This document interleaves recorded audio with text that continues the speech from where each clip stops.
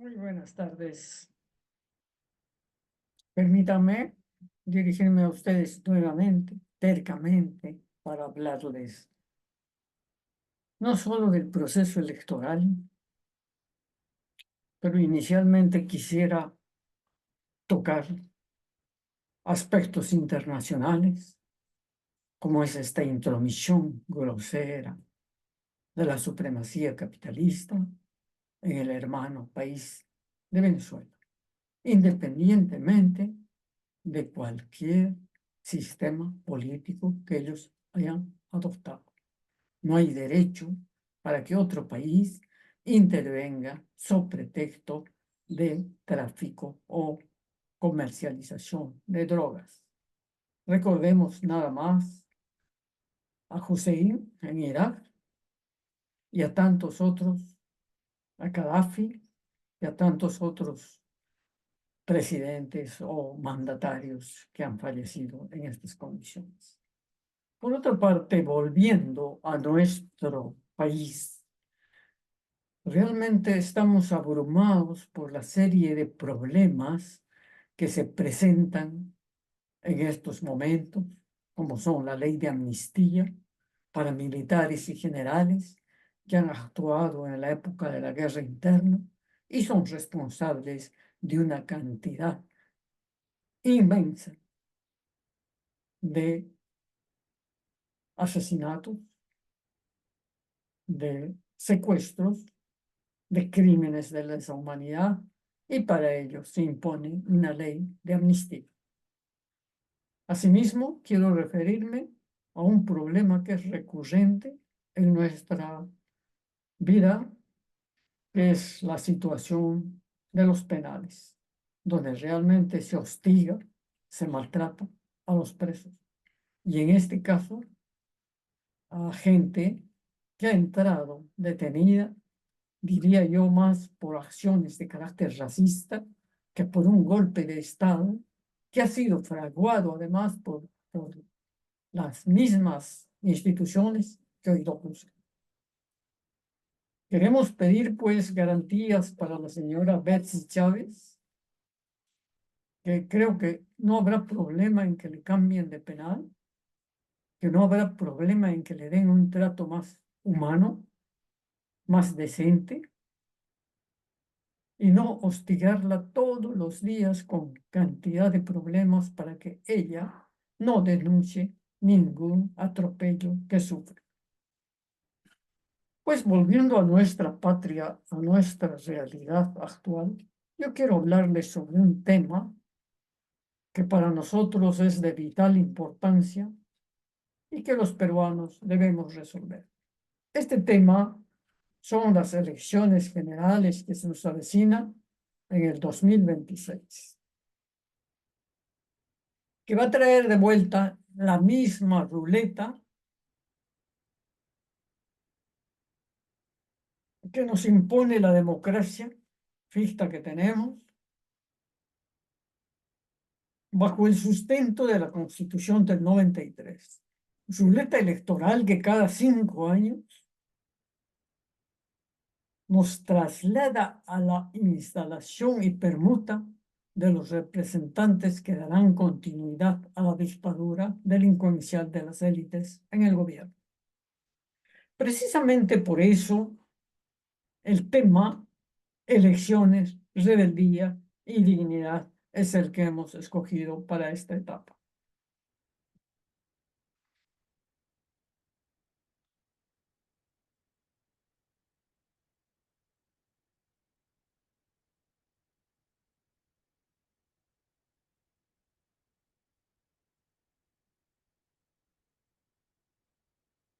En las próximas elecciones, si no puedes decidir por quién elegir, utiliza el voto de rechazo.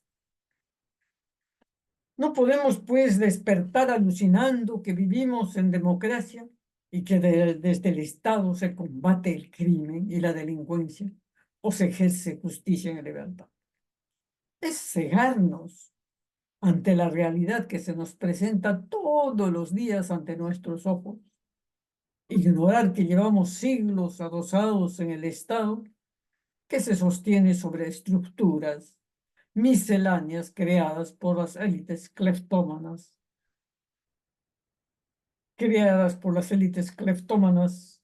enquistadas en los diferentes gobiernos.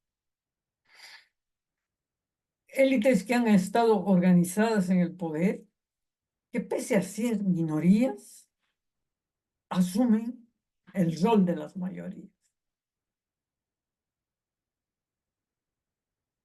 Mayoría fabricada por leyes electorales que se afianzan en el poder y el fusil, quitándole el derecho del pueblo a ejercer el poder constituyente y reprimiendo manifestaciones de protesta o pensamientos divergentes con los poderes de turno.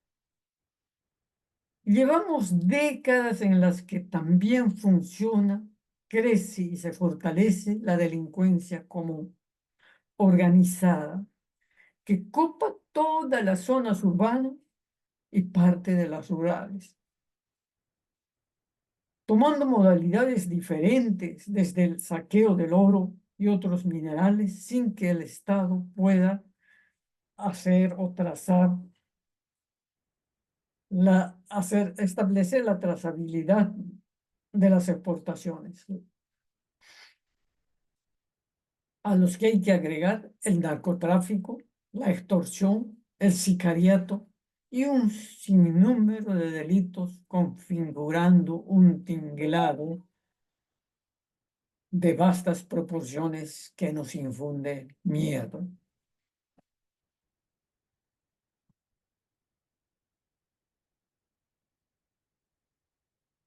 El Estado ni combate ni cautela la vida ni el bienestar de las personas, debido a que las instituciones representativas están copadas por una delincuencia solapada tras las bambalinas de la falacia política, la jerarquización y controversias de una maraña de leyes priorizadas por la Constitución. Somos testigos callados de las formas como esta delincuencia de las élites en el gobierno se manifiesta, que en las palabras de Vega Figueroa significa un aumento de la violencia y diversificación del delito común, sicariato, trata de personas, cibercrimen, expansión de las redes criminales y su influencia en sectores económicos y políticos, normalización de la ilegalidad, perdón, a través de economías informales y culturales del delito. Débil respuesta del Estado y colapso del sistema de justicia. Por último, percepción de la inseguridad y transformación del tejido social debido al miedo, a la violencia. Aunque a decir verdad, esta situación se explica porque es normal que esta delincuencia se enquiste y forme parte de los poderes del Estado, llámese ejecutivo, legislativo y judicial. Poderes que se encargan de nombrar autoridades a su medida, como son el Tribunal Constitucional, la Defensoría del Pueblo, la Junta Nacional de Justicia, la Contraloría, el Poder Electoral, etc. Categorías que explican la presencia y diversificación del delito a todo nivel. Concursos públicos, coimas a legisladores por determinadas leyes o normas, pago de comisiones para ganar la ejecución de obras o asesorías, pago a jueces y fiscales y policías para liberarse del delito, tráfico de oro, exoneración de impuestos, etcétera, etcétera. Aspecto que es transversal a nuestra historia, solo que se adecua a modalidades mucho más sofisticadas, aprovechando las oportunidades que le brinda la tecnología y los sistemas de comunicación vigentes.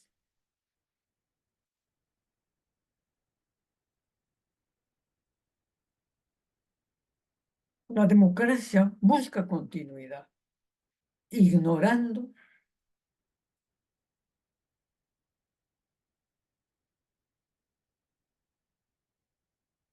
el presente en el que reina el delito, la pobreza, la falta de empleo, sistemas de salud y poderes del Estado infestados por el delito de múltiples modalidades. Se pretende conservar esta democracia convocando a elecciones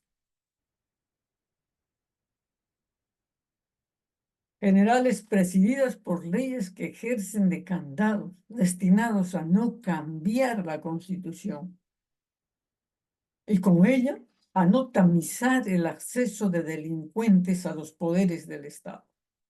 Leyes que obligan a votar bajo pena de multa y sanciones. Entonces, ¿cómo es que nosotros vamos a poder salir de este marasmo, de este marasmo en el que vivimos y en el que estamos cambiando unos delincuentes, unos incapaces por otros?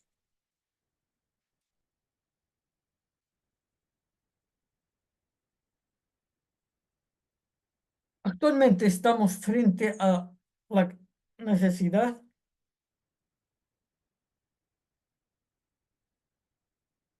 o estamos obligados a elegir para la presidencia, vicepresidencia y otros cargos las propuestas de 37 candidaturas conformadas por 5 alianzas y 32 grupos empresariales que se llaman políticos, que participan solos.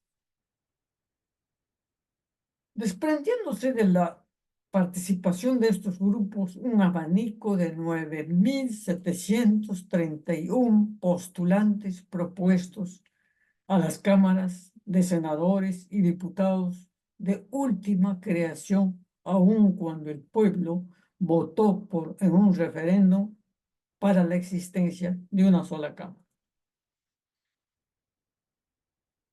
Proceso en el que seguimos encontrando nombres que nos trasladan a sumarios de corrupción sin esclarecer a personajes del Parlamento actual de actuación no solamente racista, sino que han complotado en todas las etapas para sacar las leyes que favorezcan a los delincuentes. O también encontramos a los desertores que fueron elegidos por la izquierda, que nos señalaron que eran marxistas, que eran izquierdistas, y ahora están en las filas del fascismo. Aspecto que nos obliga a resolver un rompecabezas de magnas proporciones, cuyo único distintivo será la propaganda callejera o radiotelevisiva que cada grupo desarrolla. Alianzas en base a propuestas de personas, pero no carentes de propuestas, carentes de un plan nacional, carentes de una ideología. En consecuencia, no sabemos por dónde caminar. Tenemos pues la alianza Fuerza y Libertad, que está comprendida por Fuerza Moderna y Batalla Perú, cuyos representantes son Sósimo Cárdenas y Fiorella Molinelli, a quien la reconocemos por haber estado incursa en una serie de sumarios de carácter delictivo. Tenemos Ahora Nación y Salvemos Perú, que está liderada por López Chao, anterior rector de la Universidad de Ingeniería, que basa su candidatura en el apoyo de los jóvenes universitarios. Luego tenemos Unidad Nacional, partido que está conformado por Partido Popular Cristiano, por Unidad Paz y Peruanos Unidos, que está comandado por Javier Bedoya y el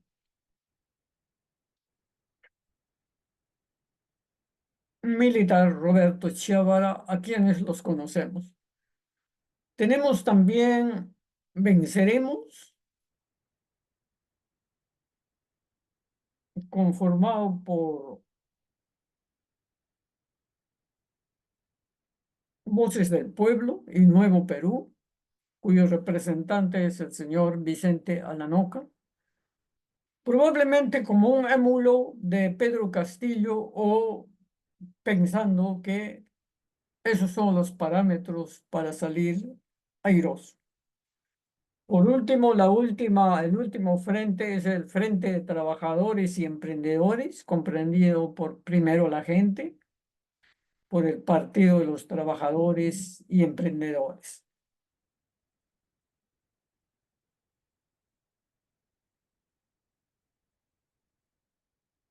Ellos, hasta la fecha por lo menos, no nos han puesto propuestas enmarcadas en una visión país de corto, mediano y largo plazo o diferentes ideologías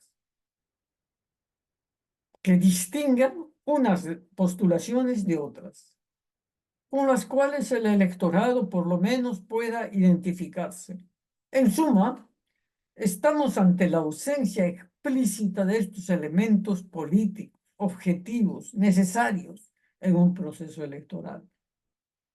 Nosotros, los ciudadanos, hemos sido arrojados a resolver un rompecabezas dentro de una competencia de marketing electoral en la que se hace teatro, en la que cada candidato para asegurarse una curul, la presidencia u otros, se promociona a todo nivel.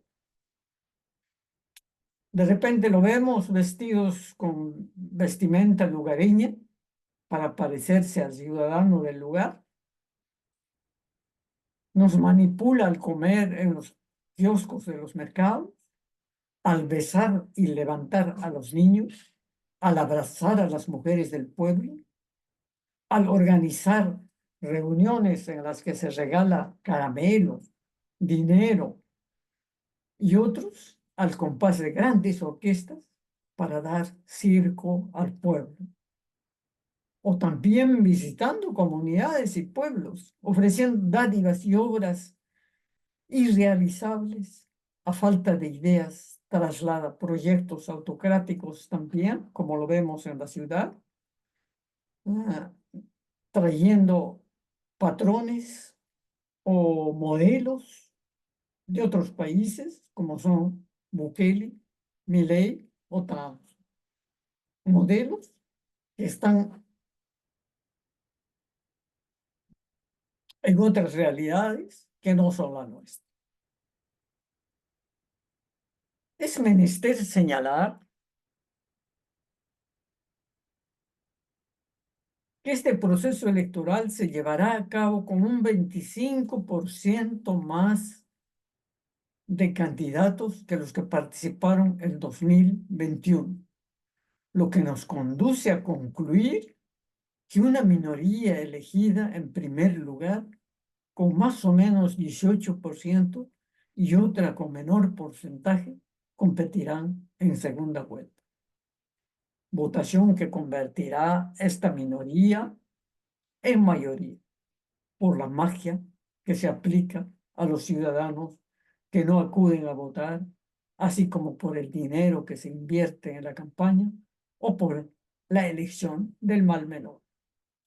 En consecuencia, tendremos un presidente que representa aproximadamente el 18% en el mejor de los casos, como lo que ocurrió en la segunda vuelta del 2021, en que Perú Libre tiene el 18,92%, el mismo que se convierte luego en 50,12% de la segunda vuelta, cuando interviene el voto mágico.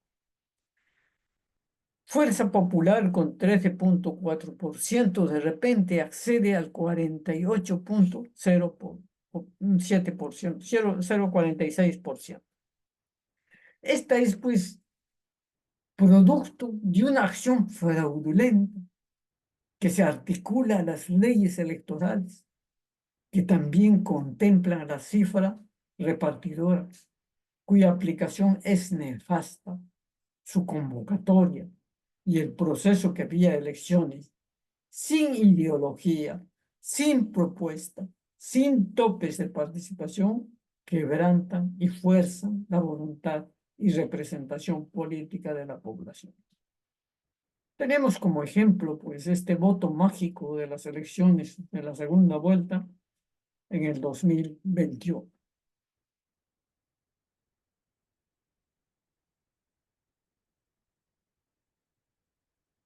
El pueblo no está representado en el Estado, no elige el gobierno,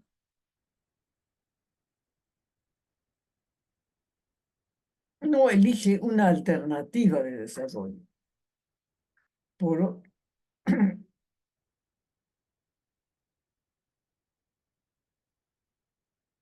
una alternativa que sea sólida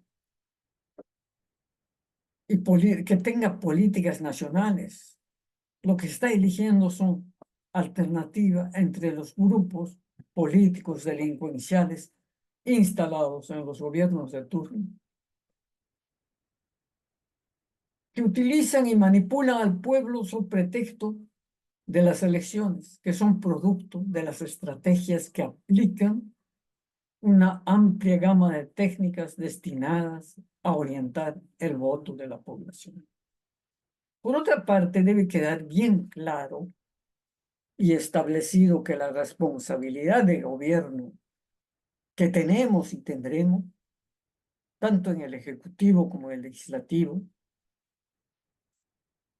la responsabilidad es de los grupos políticos que participan en el proceso electoral y no del pueblo, que se ve obligado a elegir entre una escala de candidatos mediocres y cuestionados.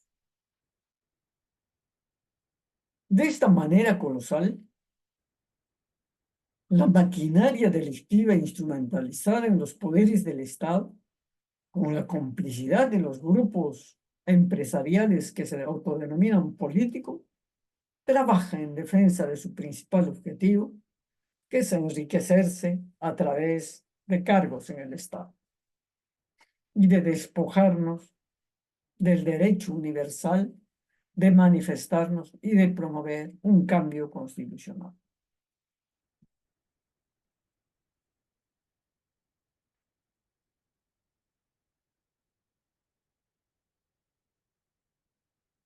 Por otra parte, el pueblo organizado, que está volcado en las calles, lucha por un cambio real que transforme el país y que después de más de 204 años de república ficta, cambie las raíces estructurales y construya la nación pluricultural peruana. En este escenario, los nuevos actores políticos del Perú profundo, como una expresión de identidad colectiva, nos han mostrado en las calles inundadas de multicolores voces y colores las prácticas políticas, sobrepasando las prácticas político-partidarias de antaño y cubierto el vacío de organizaciones políticas. Ellos tienen metas y objetivos que son la representación en los poderes del Estado.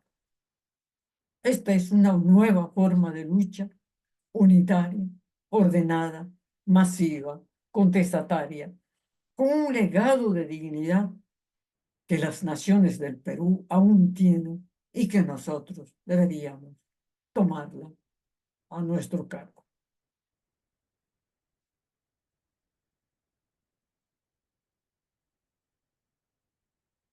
En este contexto, la participación en las elecciones de quienes nos autodenominamos de izquierda, marxistas o socialistas o progresistas, o simplemente que queramos en verdad y busquemos en un cambio real, solo se justificaría, solo si en el mismo acto electoral se programara un referéndum de consulta a la población sobre si se quiere o no un cambio de constitución, agregándose a este acto el compromiso de todos los grupos a abanderar un proyecto nacional de largo plazo. Son 200 años sin una visión país, 200 años en los que los peruanos deberíamos estar avergonzados de no tener un proyecto nacional de largo plazo que nos señale metas, objetivos, estrategias y presupuestos de largo plazo. Ojalá que podamos discutir en algún momento un proyecto país, y yo creo que este momento electoral sería de aprovechar este proceso para que se discuta como ícono de cambio de la Constitución.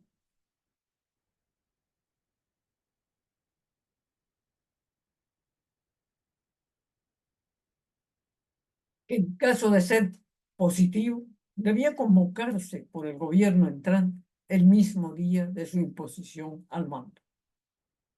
No podemos trocar la participación de una revolución doctrinaria de cambio de estructuras que se construya junto con el pueblo, que exige cambios profundos desde una arista diferente a este proceso electoral maquillado de democracia, en la que el voto ciudadano aborte una mistura de militancias y doctrinas, que facilite el accionar de las mafias en el gobierno venidero, la que a su vez, vía constitución, seguirá emitiendo leyes que afiancen nuestra condición de neoesclavitud. Y seguiremos como en el remolino, recogiendo o eligiendo personajes que destacan en las mafias futuras.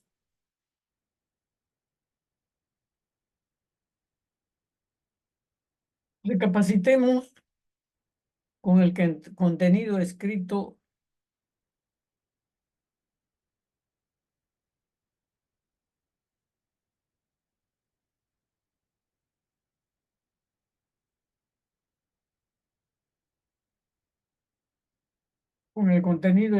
por Patrick Henry, que dice: la Constitución no es un instrumento para que el gobierno controle el pueblo.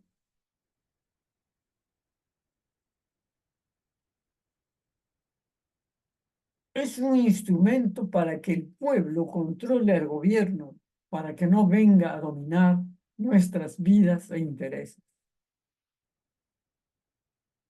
Y pensemos que la única manera sensata que nos lleve a entendernos entre ciudadanos peruanos